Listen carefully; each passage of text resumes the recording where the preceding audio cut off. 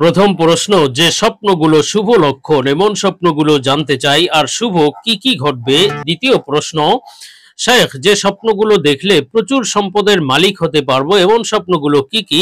তৃতীয় প্রশ্ন, স্বপ্নে হজ করতে দেখলে কি হয়, বিস্তারিত ব্যাখ্যা দয়া করে জানাবেন। চতুর্থ প্রশ্ন, হুজুর, কোন কোন স্বপ্ন দেখলে সতর্ক হতে হয়, খারাপ কিছু ঘটতে পারে। পঞ্চম প্রশ্ন, আঙুল ফোটালে জীবনে কি বিপদ আসবে জানাবেন। আসসালামু আলাইকুম রহমতুল্লাহি ওয়া বারাকাতু। আলহামদুলিল্লাহ রাব্বিল আলামিন ওয়াসসালাতু ওয়াসসালামু আলা সাইয়্যিদিল মুরসালিন। প্রিয় দর্শক, অত্যন্ত অত্যন্ত গুরুত্বপূর্ণ অনেক অনেক প্রশ্ন আমরা আপনাদের কাছ থেকে পেয়েছি আজকের এই ভিডিওতে। তার মধ্য থেকে উল্লিখিত নির্বাচিত গুরুত্বপূর্ণ 5টি প্রশ্নের জবাব নিয়ে বিস্তারিত আলোচনা করবে ইনশাআল্লাহ। সুতরাং মনোযোগ সহকারে ভিডিওটি শেষ পর্যন্ত দেখুন। আর আপনার কোনো প্রশ্ন থাকলে অবশ্যই কমেন্টে লিখে যাবেন, আমরা পরবর্তী ভিডিওতে জবাব দেওয়ার চেষ্টা করব ইনশাআল্লাহ। তো প্রিয় দর্শক, আমরা সরাসরি প্রশ্নের জবাবে চলে যাই। একটি প্রশ্ন ছিল, আঙুল ফোটালে জীবনে কি বিপদ আসবে জানাবেন।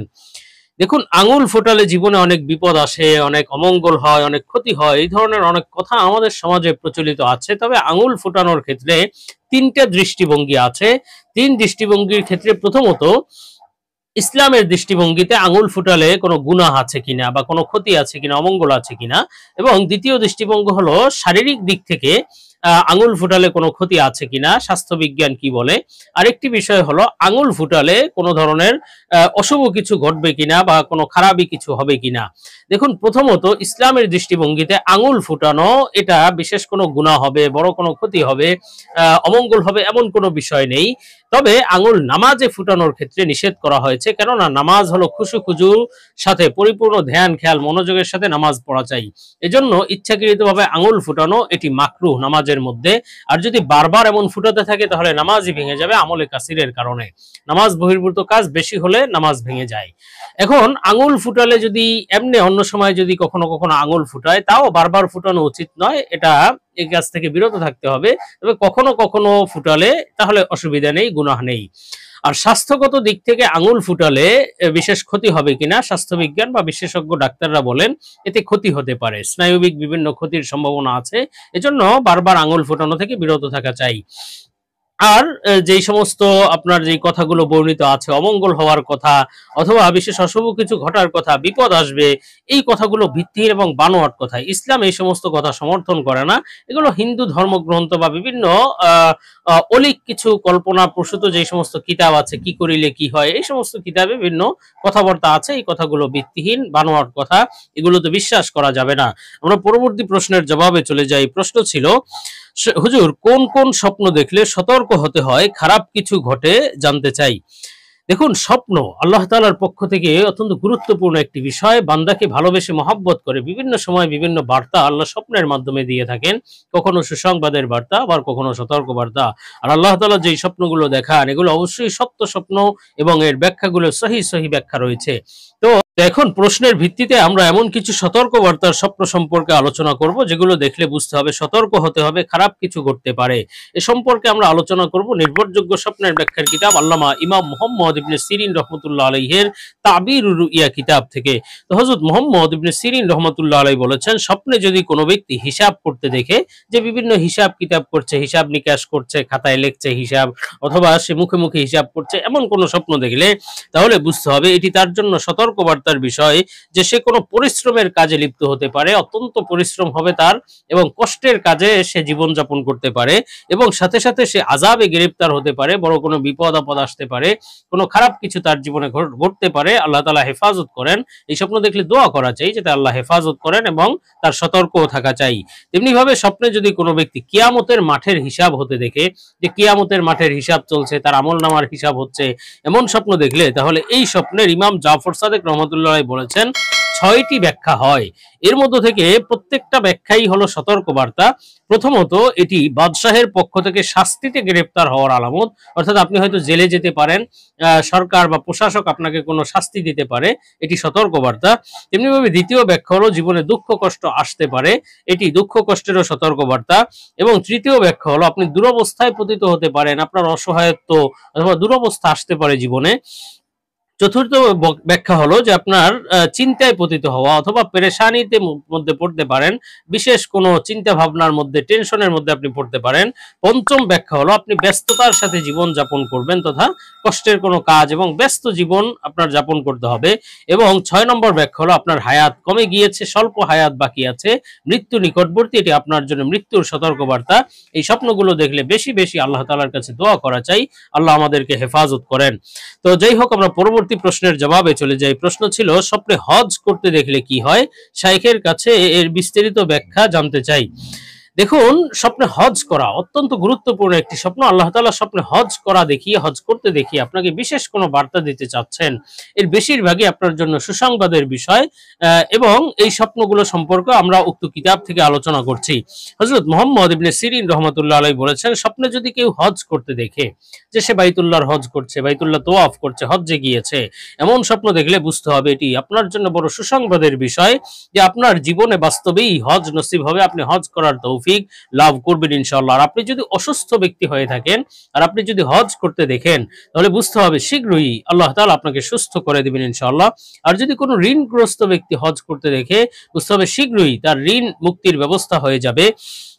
আর যদি কোনো মুসাফির ব্যক্তি, প্রবাসী ব্যক্তি যদি হজ করতে দেখে, বুঝতে হবে শীঘ্রই সে নিরাপদে স্বদেশে ফিরে আসতে পারবে ইনশাআল্লাহ।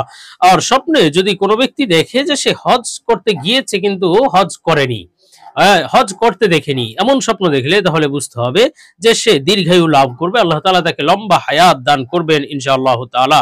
আর স্বপ্নে যদি কোনো ব্যক্তি কাবা শরীফে নামাজ পড়তে দেখে, হজ্জে গিয়ে কাবা শরীফের ভিতরে নামাজ পড়ছে, এমন স্বপ্ন দেখলে তাহলে বুঝতে হবে যে আল্লাহ তাআলা তাকে বুজুর্গদের মাধ্যমে উপকৃত করবেন, আল্লাহওয়ালা বুজুর্গদের সাথে তার সম্পর্ক হবে এবং তাদের মাধ্যমে দুনিয়া এবং আখিরাতে সে উপকৃত হবে ইনশাআল্লাহ। এবং সাথে সাথে সেও ভালো কাজ করতে পারবে, দ্বীনের কাজ করতে পারবে ইনশাআল্লাহ। আর হযরত ইমাম জাফর সাদিক রাহমাতুল্লাহ আলাইহি বলেছেন, স্বপ্নে হজ করতে দেখার মোট ৭টি ব্যাখ্যা হয়ে থাকে। একটি ব্যাখ্যা হলো বাস্তবেই আপনি হজ নসিব হবে আপনার, আর একটি ব্যাখ্যা হলো এটি বিবাহ হওয়ার আলামত, শীঘ্রই আপনার বিবাহ হয়ে যাবে ইনশাআল্লাহ। পুরুষ নারী যেই হজ করতে দেখুক না কেন, বিবাহ হওয়ার আলামত। আর একটি ব্যাখ্যা হলো স্বপ্নে হজ করতে দেখলে আপনি ভালো ভালো কাজ করতে পারবেন, নেক কাজ করতে পারবেন ইনশাআল্লাহ। আরেকটি ব্যাখ্যা হলো আপনি সওয়াব এবং প্রতিদান লাভ করবেন, আল্লাহ তাআলা আপনাকে হেদায়েতের পথ দান করবেন এবং ভালো ভালো কাজ করে আল্লাহ তাআলার সন্তুষ্টি অর্জন করতে পারবেন ইনশাআল্লাহ। এবং আরেকটি ব্যাখ্যা হলো যে আপনি দীর্ঘায়ু লাভ করবেন ইনশাআল্লাহ তাআলা। তো যাই হোক, আমরা পরবর্তী প্রশ্নের জবাবে চলে যাই। প্রশ্ন ছিল, শেখ, যে স্বপ্নগুলো দেখলে প্রচুর সম্পদের মালিক হতে পারবো এমন স্বপ্নগুলো কি কি? দেখুন, এমন কিছু স্বপ্ন আল্লাহ তাআলা দেখান অবশ্যই, যেগুলো দেখলে সম্পদ লাভের আলামত, প্রচুর অর্থ সম্পদ আসবে জীবনে এবং আপনি হয়তো ধনী হতে পারবেন। এ সম্পর্কে হযরত ইমাম মুহাম্মদ ইবনে সিরিন রাহমাতুল্লাহ আলাইহি বলেছেন, স্বপ্নে যদি কোনো ব্যক্তি হালুয়া খেতে দেখে, মিষ্ট সুমিষ্ট হালুয়া খেতে দেখলো, যে কোনো কিছুর হালুয়া খেতে দেখলে বুঝতে হবে আপনি প্রচুর অর্থ সম্পদ লাভ করবেন, আপনার জীবনে সম্পদের প্রাচুর্যতা আসবে, প্রচুর সম্পদ পাবেন ইনশাআল্লাহ। এবং সাথে সাথে আপনি খাঁটি দ্বীনের উপরে চলতে পারবেন, এটি সৌভাগ্যের একটি বিষয়। আর স্বপ্নে যদি কোনো ব্যক্তি হালুয়া তৈরি করতে দেখে, হালুয়া কিনতে দেখে, হালুয়া বানাতে দেখে, এই ধরনের স্বপ্ন দেখলে বুঝতে হবে যে আপনি হালাল রুজি রোজগার অর্জন করবেন, আপনার আয় উপার্জন হালাল হবে এবং সাথে সাথে এটি শুভ লক্ষণ, আপনি কোনো ভালো কিছু ঘটতে চলেছে জীবনে এবং আপনি সৌভাগ্য লাভ করতে যাচ্ছেন ইনশাআল্লাহ তাআলা। তো যাই হোক, আমরা পরবর্তী প্রশ্নের জবাবে চলে যাই। প্রশ্ন ছিল, যে স্বপ্নগুলো শুভ লক্ষণ এমন স্বপ্নগুলো জানতে চাই, আর শুভ কি কি ঘটবে? দেখুন, এমন কিছু স্বপ্ন অবশ্যই রয়েছে যেগুলো শুভ লক্ষণ এবং অনেক শুভ ভালো কিছু ঘটবে আপনার জীবনে, সম্পর্কে আমরা উক্ত কিতাব থেকে আলোচনা করছি। মুহাম্মদ ইবনে সিরিন রাহমাতুল্লাহ আলাইহি বলেছেন, স্বপ্নে যদি কেউ হাউস দেখে, কুয়া দেখে, পুকুর দেখে পানির এবং খুব স্বচ্ছ পানি, এমন স্বপ্ন দেখলে তাহলে বুঝতে হবে আপনি জ্ঞান এবং প্রজ্ঞা লাভ করবেন, এটি বড় সৌভাগ্যের বিষয়, একটি শুভ লক্ষণ, আপনি জ্ঞানী গুণী হতে পারবেন। আর স্বপ্নে যদি কেউ দেখে যে আপনি হাউজের পরিষ্কার পরিচ্ছন্ন পানি পান করছেন, পুকুরের পরিষ্কার পানি, কুয়ার পরিষ্কার পানি পান করছেন, এমন স্বপ্ন দেখলে তাহলে বুঝতে হবে আপনি আল্লাহ তাআলার আনুগত্য করবেন, ইবাদতের তৌফিক লাভ হবে, আল্লাহ তাআলার পথে আপনি চলতে পারবেন এবং আল্লাহর নাফরমানি থেকে আপনি বিরত থাকতে পারবেন। আর স্বপ্নে যদি কেউ দেখে যে হাউস বা পুকুর কুয়ার সব পানি পান করে ফেলেছে, এমন স্বপ্ন দেখলে বুঝতে হবে আপনি সুখী জীবন যাপন লাভ করবেন, আপনার জীবনে সুখ শান্তি আসতে চলেছে ইনশাআল্লাহ এবং প্রচুর অর্থ সম্পদ আপনি লাভ করতে পারবেন, এটিও আপনার জন্য সুখের বিষয় বা সৌভাগ্যের বিষয় এবং শুভ লক্ষণ। আর স্বপ্নে যদি কোনো ব্যক্তি দেখে যে সে হাউজের কিনারায় সবুজ শ্যাওলা জমেছে অথবা পুকুরের পাশে শ্যাওলা রয়েছে, অথবা কূপের পাশে শ্যাওলা এমন স্বপ্ন দেখলে বুঝতে হবে যে আপনি আপনার নিজের জ্ঞানের মাধ্যমে উপকৃত হবেন, তথা আপনি ইলমের মাধ্যমে, জ্ঞানের মাধ্যমে আপনি জাতিকেও পথ দেখাবেন এবং নিজেও উপকৃত হতে পারবেন ইনশাআল্লাহ। আর স্বপ্নে যদি কোনো ব্যক্তি দেখে যে হাউজের পানি ময়লা, লবণাক্ত এবং বিস্বাদ, এমন স্বপ্ন দেখলে এটি অবশ্য সতর্কবার্তা। আপনার জীবনে দুঃখ কষ্ট আসতে চলেছে, আপনাকে সতর্ক করা হচ্ছে।